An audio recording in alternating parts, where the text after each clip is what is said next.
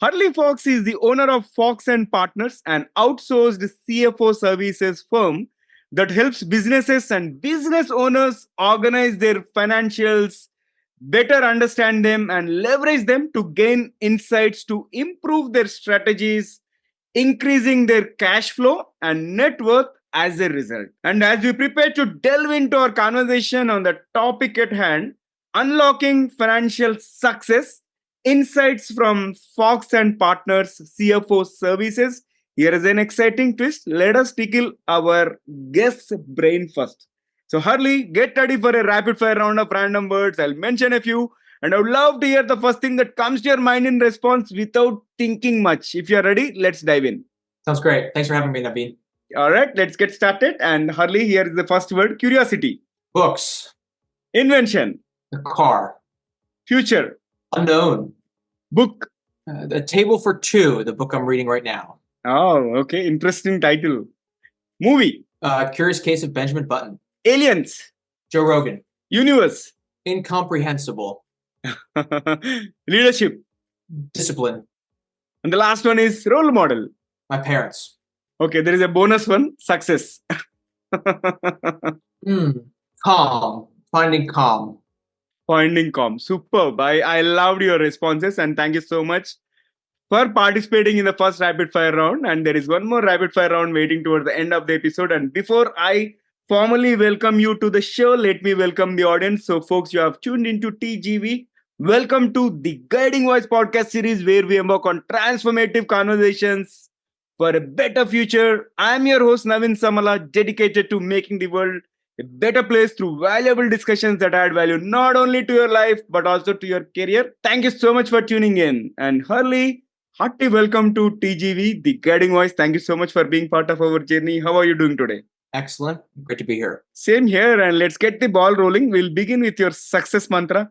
So please share with us top 3 things that have attributed to your success so far. Top 3 things that have attributed to my success. My family, for a host of reasons that we can get into. Books, for always providing something new to learn, giving me ideas that I didn't know existed, and allowed me to see kind of a footprint. Mhm. And then doing good work for good people. So our company and we just try to do good work for good people, and other things come next. So, we've grown mostly by word of mouth, and people are telling other people about it because we're doing good work for them, and they're good people to work with. So those would be the 3 things. I love the quote. Doing good work for good people. I think, yeah, word of mouth plays a vital role these days, and that something, the growth that comes organically, right? It is insurmountable, and we can go places. Wonderful. Hurley, talk to us about your toughest lessons that you have learned as an entrepreneur. Toughest lessons to learn. The first is when you're being an entrepreneur, it's a lonely place. No one else is with you, especially at the beginning, and no one else, is living the same day to day. And so when you're starting, it's a very lonely place to be. And the other tough lesson is less the money is in the bank does not exist.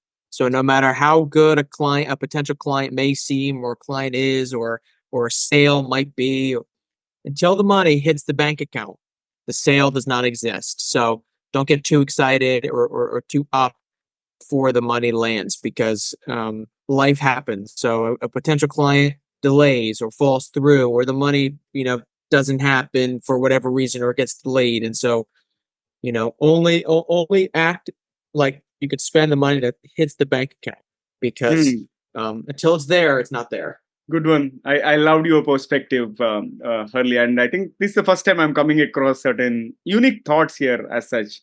And let's talk about your company, your organization. Share with us the journey of Fox and Partners, and how you guys have been able to help over 150 businesses improve their financial strategies and increase their cash flow. So it started, I was working at a local accounting firm, and realized that business professionals don't do the best job of truly helping business owners.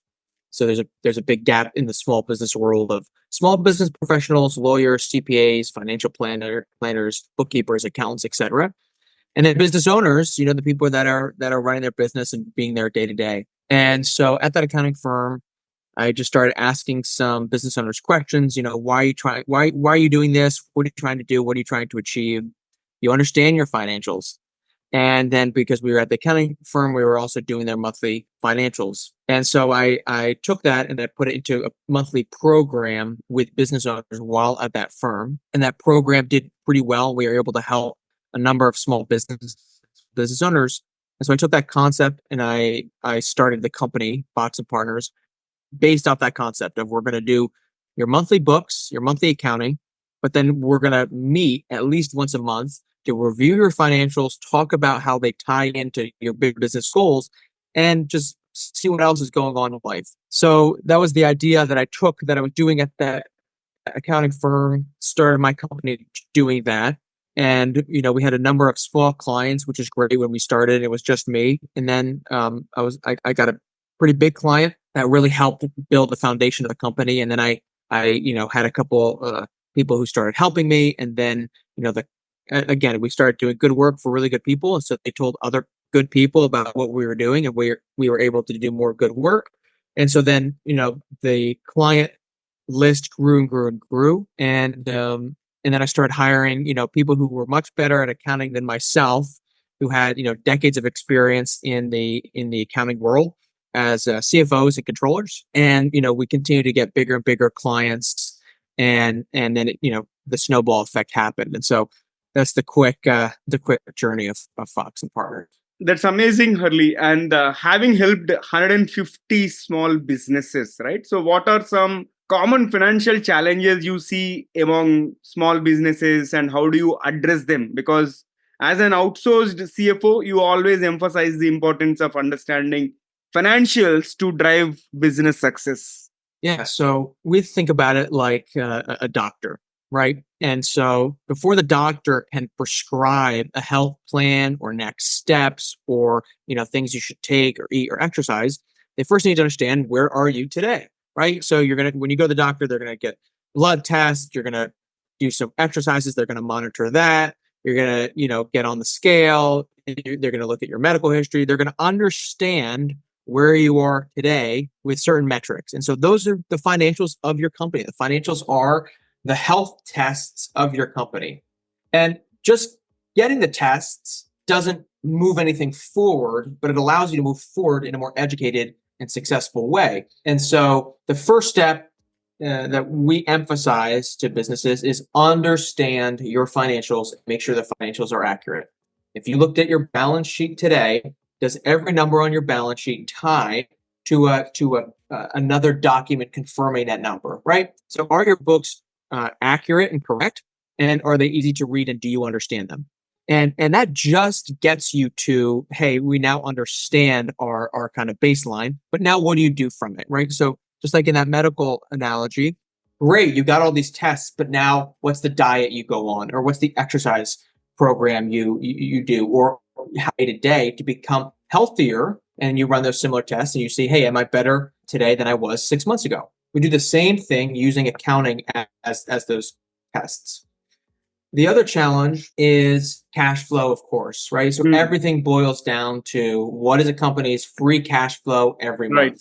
Mm-hmm. And most small businesses, especially, struggle with monthly cash flow and having enough monthly free cash flow to stay out of debt, continue to grow the company, pay themselves, and keep the employees and customers happy. So we emphasize that the number one thing that business owners should look for is monthly free cash flow. What is the amount of money that you have every month free to decide what you want to do with? Also, Hurley, most of the times these small businesses, right? The people who lead small businesses, their business and personal finances are closely intertwined, especially for these small business owners. So can you elaborate on how understanding this connection can benefit entrepreneurs? Sure. As entrepreneurs, typically the business owners put the business ahead of themselves without realizing that they are the company's most important asset. And so you have to take care of yourself in order for the company to thrive. And so typically, you see the business owners that are overworked or underpaid, and which is causing frustration for the business. It's not sustainable as a business. And so you should have not only the business financials clean and understood, but again, the most important asset in any small business is the business owner. And so that business owner should have a personal financial plan, a personal budget, understanding your personal monthly financial needs. And if your business is paying you full time, essentially, if you don't have another job besides working in your business, that business has to exceed what you as a business owner need to take home each month. Because if the business owner needs to take home $10,000 a month in order to feed their family, save some money, pay off debt, help their kids, put food on the table, etc., then the business needs to pay that business owner at least $10,000 a month. And if it can't, or if it's not, it's an unsustainable model, right? Because at some point that system will break. And so you have to pay yourself. You have to understand your personal financial needs, and the business needs to move that free cash flow each month to the business owner's pocket, because that's what successful businesses do. Is ownership gets free cash flow, right? So whether it's you're investing in the public stock market and doing that, or whether you're doing it in the private world, success is driven by and determined by what's the free cash flow that's going to ownership. And so the ownership in the small business case is typically 1 to 2 people. And so what are they getting paid by the business? Is just business. And what advice do you have for entrepreneurs that are looking to optimize their financial management practices to keep more of their hard-earned money? Well, the first thing, again, understanding baseline financials, right? So is your balance sheet and profit and loss clean? And what is the amount of money that's going to ownership each month, right? So first we have to understand the baseline of where we are. And the second thing then is, well, then how do we increase that, right? And then you put together a plan to increase free cash flow. One of the first things I would do, and it ties into the last question, is the owner has to be paid by the business in some consistent manner, whether it's through payroll or consistent dividends. You have to see consistent cash flow to the ownership, and you have to get it out of the business. So in the States, if you're a an LLC or an S corp, if you're a flow through entity, if I own the business 100% and the business has $100,000 of net income for the year, but I keep the $60,000 of that in the bank for working capital, emergency fund, etc., I still get taxed on full income of the company. It doesn't matter how much cash I actually took from the business's bank account to my personal bank account. What gets taxed is the income. And so if I'm going to be paying tax on the income, I want to make sure that I'm also, as the business owner, getting cash from the business, not only just to pay those taxes, but to grow my own wealth outside of the business. And so consistent payments from business to ownership is critical, and making sure that the business doesn't miss those payments. And then having somebody else to help you stay accountable on the financial front. Right. So a monthly check-in with somebody of what did we do this month? And we said we were going to do X. What did we actually do? Right. And so consistent cash flow and moving money and paying ownership will allow individuals to keep more of their hard-earned money, because the business is now paying them for, a significant amount and perhaps first time. And then individuals can pay down debt, invest it, et cetera, to keep more and build their wealth. And then it's having a partner that not only allows you to stay accountable, but allows you to vent to, when you're having a tough day or think through problems together, is super important. And my next question is more on the accounting, which is often viewed as a less glamorous aspect of business, and people think it is boring part. But how do you help clients see it as a valuable tool for informing their strategic decisions? I think accounting is very glamorous, but you're correct. Many of our clients and business owners don't. And again, we use that analogy of the medical world to help provide some glamour to the accounting side. Accounting is the medical tests, right? Now, that doesn't mean it stops there, right? If you have perfect accounting, but your business loses money every month, that's not success, right? But accounting can help guide the business to increasing their free cash flow.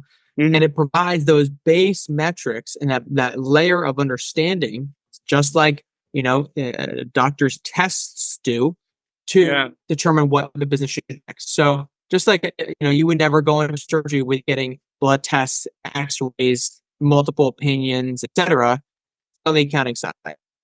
We need to understand the real health of the business and is it accurate before you give any of the glamorous advice or do any of the glamorous things. Buy an asset, hire somebody new, purchase another company, merge with somebody else. You have to know, well, where are we today?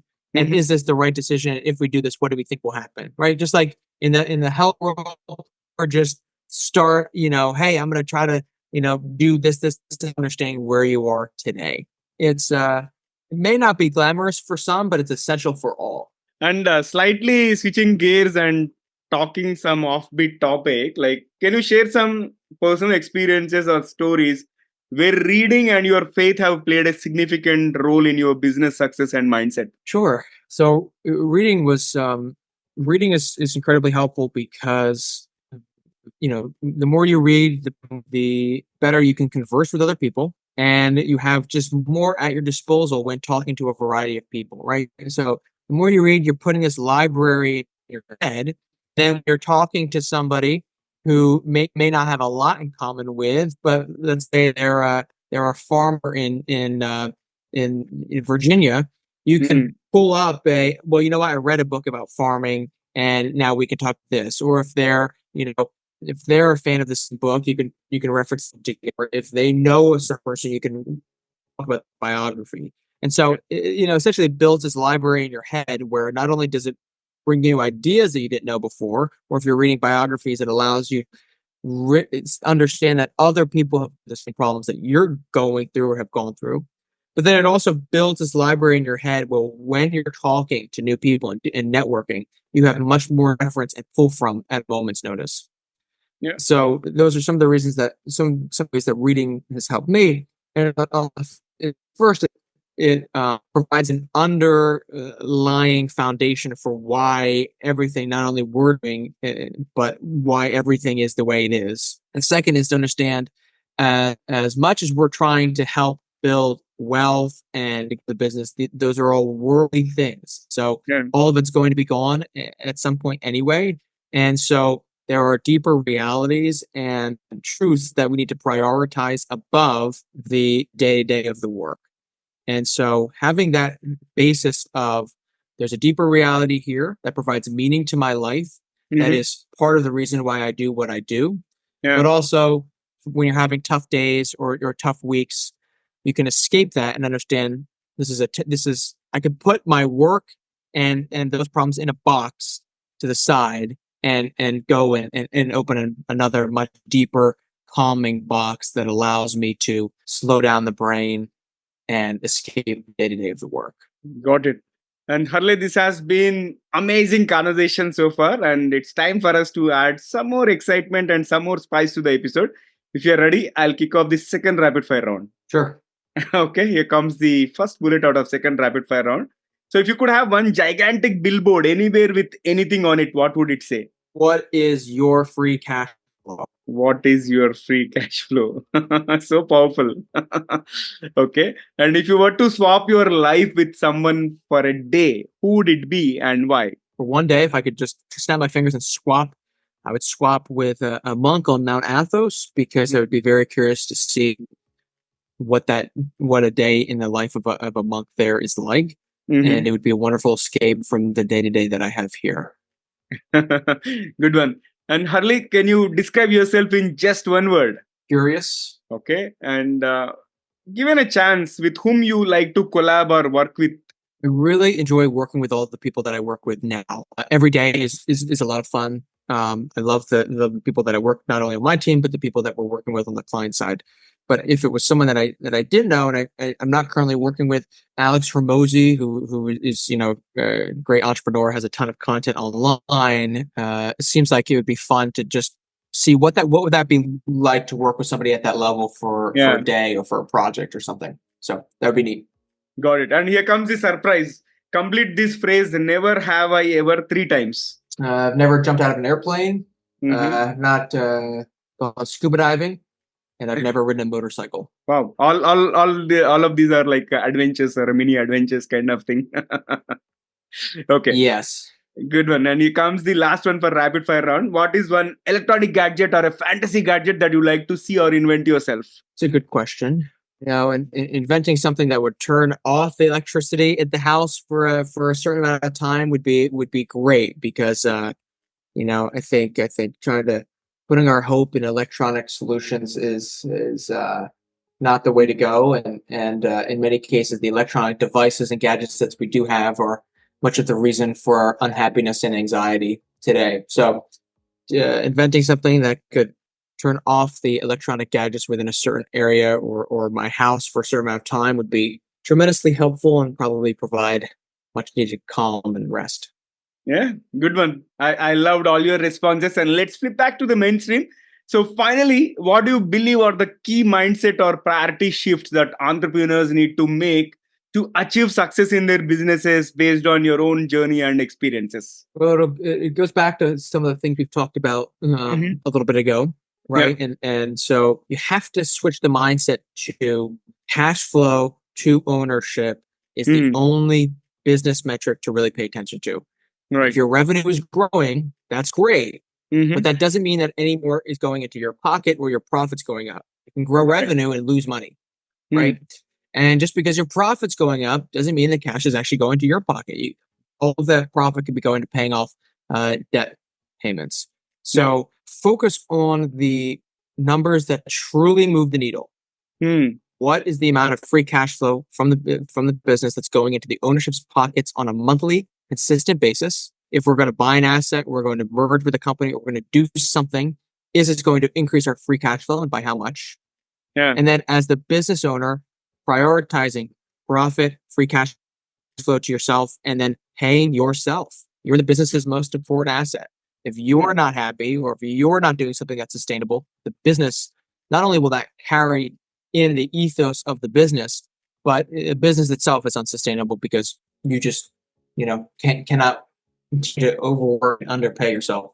Focusing on that free cash flow metric is an incredibly helpful shift to many entrepreneurs because I've worked with businesses that have been in business for decades and are paying attention to metrics like employee count, customer size, customer count, revenue, uh, you know, all of these things that don't matter if Yeah. the free cash flow is negative to the ownership, right?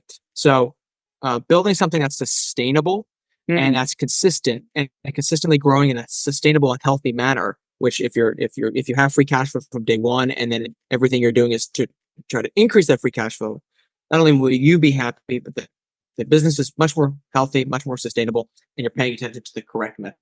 Got it. And this has been an insightful conversation, and I thoroughly enjoyed talking to you. It was fun. And thank you so much for joining me on this show. And really appreciate you taking time out of your busy schedule to make it. And how is your experience being hosted on TGV, the Guiding Voice podcast? The experience was great. Thank you so much for having me, and enjoy the rest of your day.